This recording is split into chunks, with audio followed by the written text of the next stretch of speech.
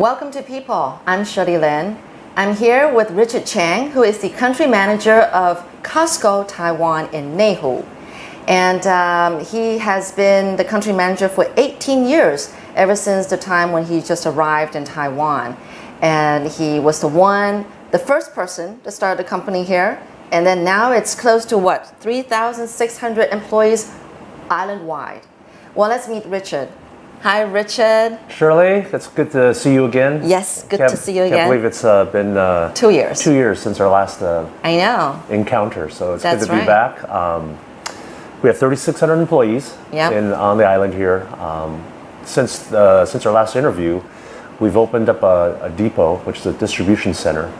And so now the products go there first before they come to the warehouses. Oh. Yeah. So things are done a little differently from It's really improved our logistics. And to improve our logistics, that means we can lower the price of our merchandise. Oh, really? And pass that savings on to our members. Oh, that's great. And then I think we opened 2 more additional warehouses since we last visited. Yeah. So now we have all the major high-speed rail stations. We have a warehouse in all the cities now throughout the island, from Kaohsiung, Jiayi, Tainan, Taichung, Hsinchu, Taoyuan, and then in the greater Taipei area. Wow, this I didn't know. Yeah. But for our audience, actually, Costco Taiwan is probably the most successful warehouse store in all of Asia. Can I say that?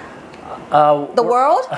You want to say the world? We probably rank up there relative to profitability, and I think that's really indicative of the spending and the purchasing power of the Taiwanese. That's good, right? Yeah, which is good. It's good for everybody. Why do you think that's success? I think we did talk about this before, but I think why is that? I think the Taiwanese, just like all people, the Taiwanese, they like value.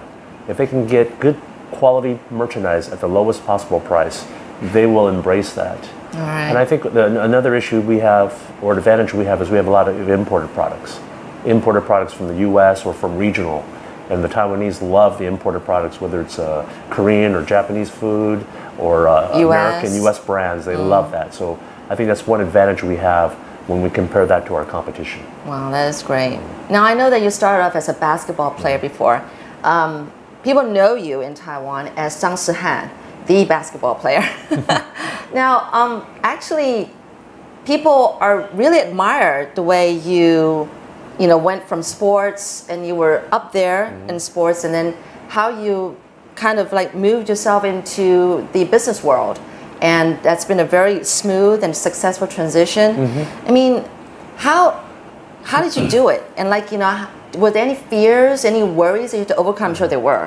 Sure, absolutely. That's a good question.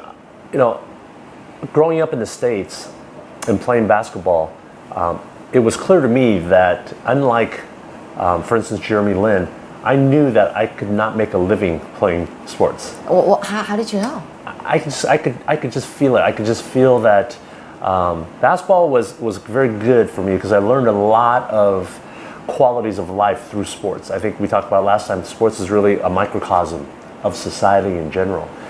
But I knew that there would be a limit in terms of how far sports could take me. So from the very early age, I knew that being a basketball player was not going to be my career, but more of an interest.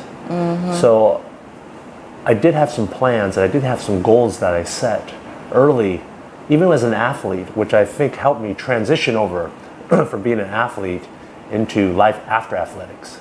You thought of this yourself? I mean, how old were you then when you were so mature? I think it was probably in high school and especially in college. I think one thing that helped me in that process was getting hurt. I got hurt my freshman year in college. That was already how many years into basketball playing? Oh, I've played basketball my life. Okay. So when I got hurt my freshman year in college, and it was a serious injury. I tore a ligament in my knee, and I had to sit out for about a year and a half. That's a long time. And that got you thinking. It got me thinking, saying, basketball and sports is such a kind of a quote-unquote an iffy type of situation that you have to rely on a lot of things and a lot of circumstances that you cannot control. And I said to myself at that time, boy, I better have a backup plan other than athletics. And I think that's what kind of brought me to where I am today. I had some clear goals that I set for myself. And I think that I meet a lot of young people today, whether they're athletes or non-athletes, and I don't see that in a lot of young people. And I wish that somehow that we can help them and say, listen, you have to have some goals. I always tell my coworkers or the employees at Costco, a bad goal is better than no goal. Okay. A bad goal is better than no goal, because if you have a bad goal, you may end up deviating into something that you're doing today because you were going this way. You wanted it to be a world traveler, and you went around the world, and all of a sudden, because you're in a different country, you found this job or you found a business that you pursued, and you wouldn't have found that if you didn't go on the world trip. So that was a goal. So what happens is, a bad goal is better than no goal. And I always preach that to the young people that I meet. What's your goal? And they said, well, I don't have a goal. Are you sure you don't have a goal? You should have a goal. And they say, I just want to play basketball.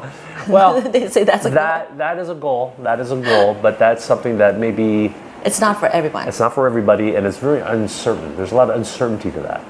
And I tell the basketball players here, whether they're playing in the SBL, which is the Taiwan Pro League here, and I said, playing sports is great, but you have to have a goal of what you're going to do after you're done playing, because that day will come. Believe it or not, that day will come. That is inevitable. Yeah. And what are you going to do after that? And they say, well, I haven't thought about that. And I'll say, now it's time to think. And then when it's time for you to transition into life after athletics, you'll be prepared, and you won't be scared. Because a lot of the players nowadays are athletes, is that they're uncertain of what they want to do.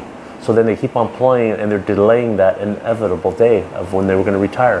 And hopefully when you have a goal, you'll retire and you transition on your own terms. Not because, let's say, the ball club releases you, or that you get hurt, or something happens and you're not ready for that. That would be very unfortunate. Well, can part of the reason be that the country or the government isn't doing much to really help promote the sports in the country? I mean, after all, basketball teams, we used to have, I don't know how many, but we're now down to 3 or 4. And baseball team, 3 or 4. Yeah. I think government it's hard to control that. I think it's hard to promote that as well, because when you get into professional sports, it really is a market-driven condition. If everybody wanted to buy tickets, and if everybody wanted to watch sports or a particular sport, then you would see more teams. You would see more private enterprise wanting to invest in owning teams. It's just the opposite. Yeah, it's a market force. Why is the NBA such a global brand now? They've done a good job in marketing the brand, so that everybody is supply and demand. There's not enough supply for the demand, so they can charge a lot of money, and everybody wants the NBA and the brand. Well, that's what I meant. Maybe because we're lacking in the marketing part? A little bit of that, but I just think it's a smaller market here in Taiwan. Well, we're a smaller country. We're a smaller country, that's right.